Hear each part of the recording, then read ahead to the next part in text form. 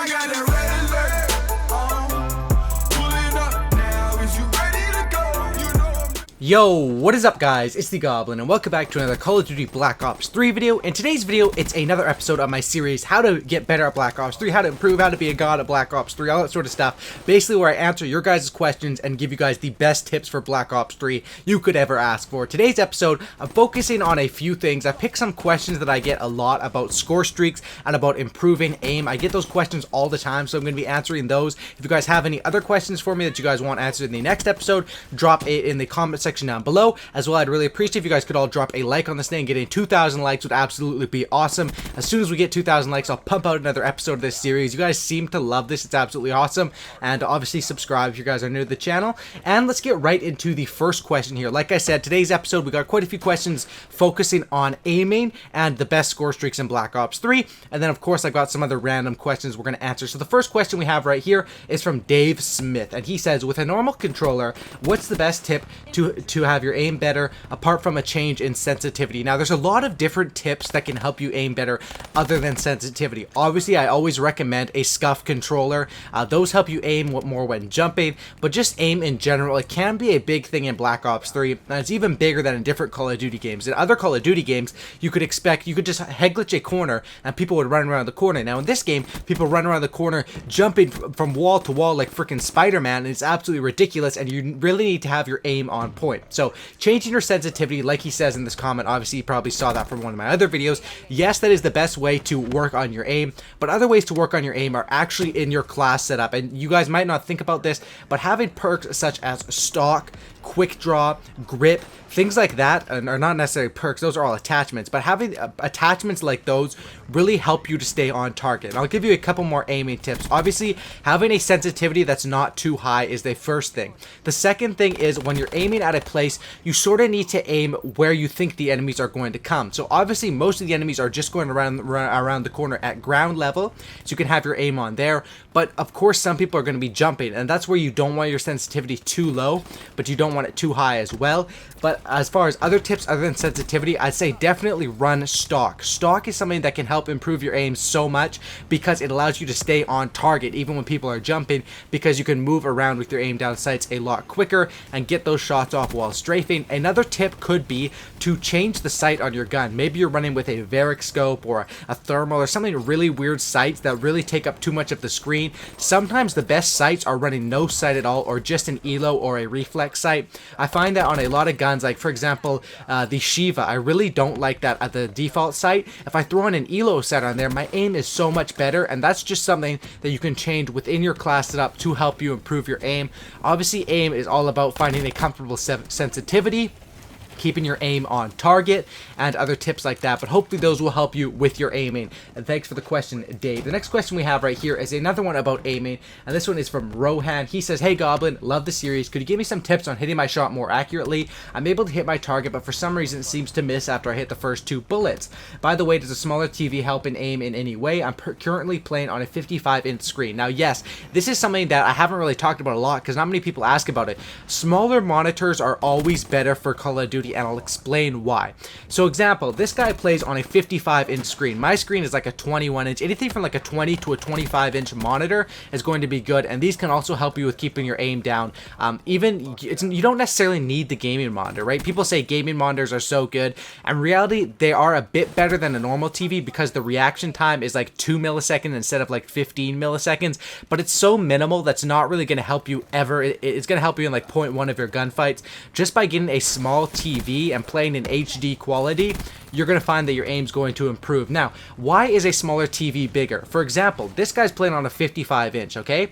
He's going to have to watch everything on his screen. He's going to have to look so... His peripheral vision is going to have to come into effect. His eyes are going to have to cover 55 inches of screen, whether on my screen, which is 21 inches, I can look straight at the screen and I can see the sides of the screen right in the middle of my vision, obviously. So if someone pokes out on the side of my screen, screen. Say I'm looking to the left of my screen and someone pokes out on the right, I can easily see that and go and aim on him because my screen is smaller. Now, say he's playing on a 55-inch, he might not be able to notice that, and that could really affect it. So yeah, definitely a smaller TV does help.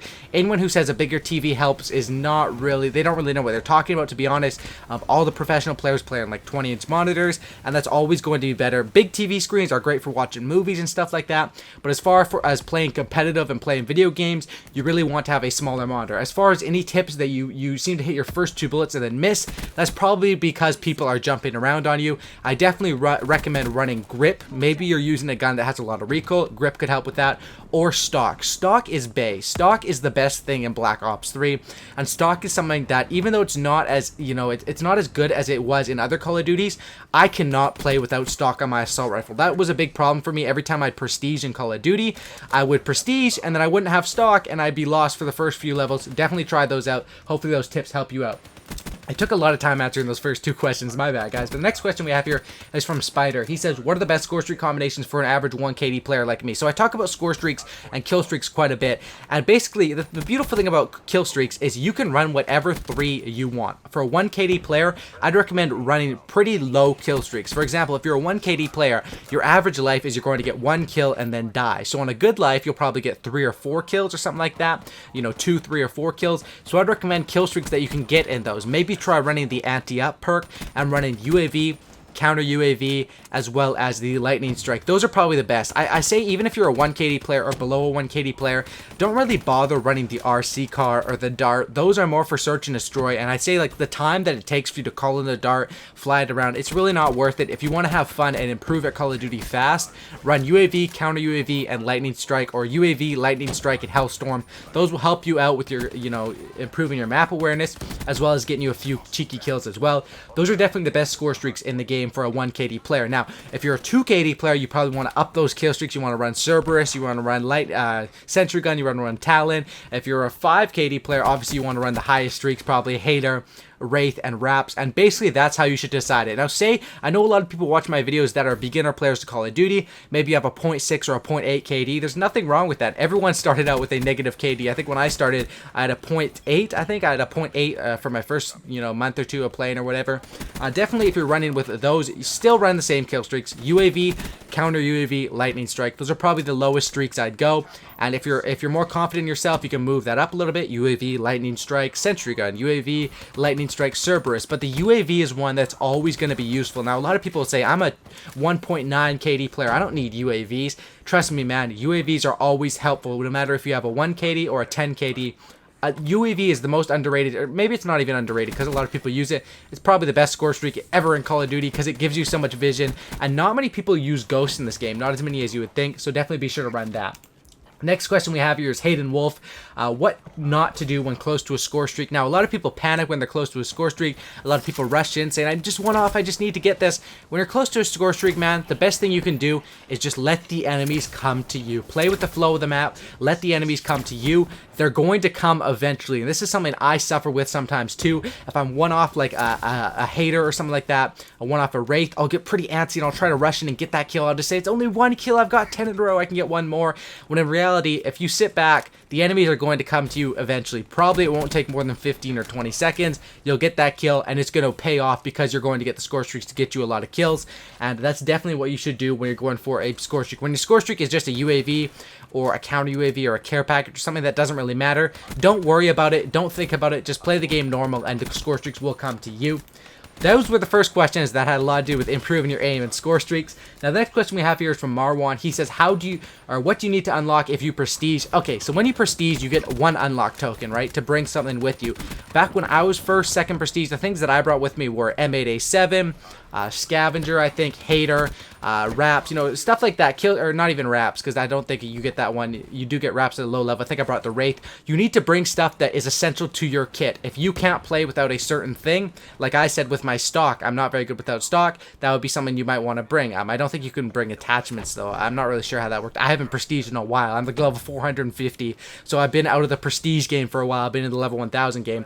But bring something you really like. If your best weapon is the M8A7, Obviously, the M at A7, you get at level 55. You need to bring that. If your best kill streak is one you get at level 50, basically you got to focus on things that you get at a high level that you like to run on your class, and just bring those one by one over your prestiges. It's pretty simple, and it is different for everyone. Obviously, not everyone's going to be bringing the Wraith like I did. If you're a 1 KD player, you might want to bring, you know, a counter UAV or something like that.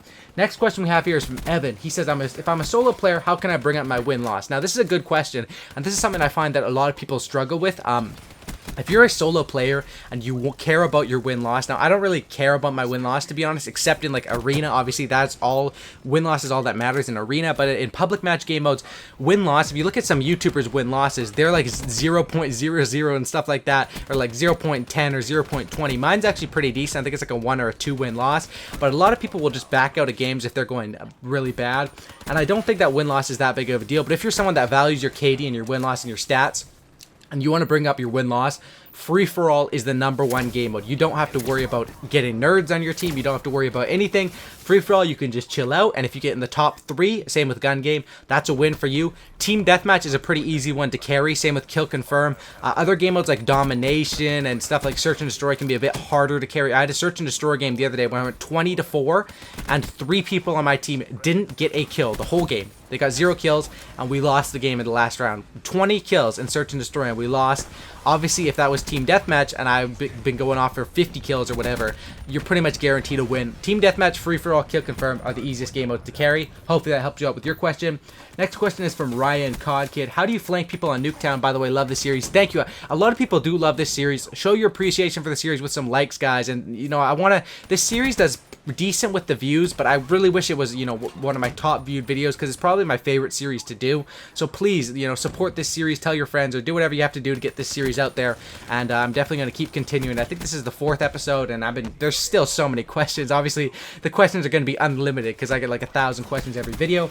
How do you flank on Nuketown? You want to wall run, and then you basically need to, okay, if people are on head glitches, they're either going to be head glitching in the middle bus, the little car, or the Jeep on one side. And basically how you can flank them is, if you can't really flank them, right, unless you spawn out and you flip spawns. What you're going to want to do is you're going to want to wall run and then double jump up above them, so their head glitch is going to become irrelevant when you're up in the air and aiming on them. It can be kind of hard to do, you know, jumping and aiming at the same time, but if you can do that, then you get 1 or 2 kills, and then you just slide right into their base, and boom, you're up in their base and you're flanking right behind them. That's my main strategy. I love to do that on you know, game modes like uplink and stuff like that in Nuketown or domination. I get up in their spawn with my VMP, and you guys know how it goes. Anyway, hopefully you guys did enjoy this video. Please drop a like on this thing. I really appreciate that. Leave a comment down below and subscribe for Cookie and Don't Lookie, and I'm out. Peace.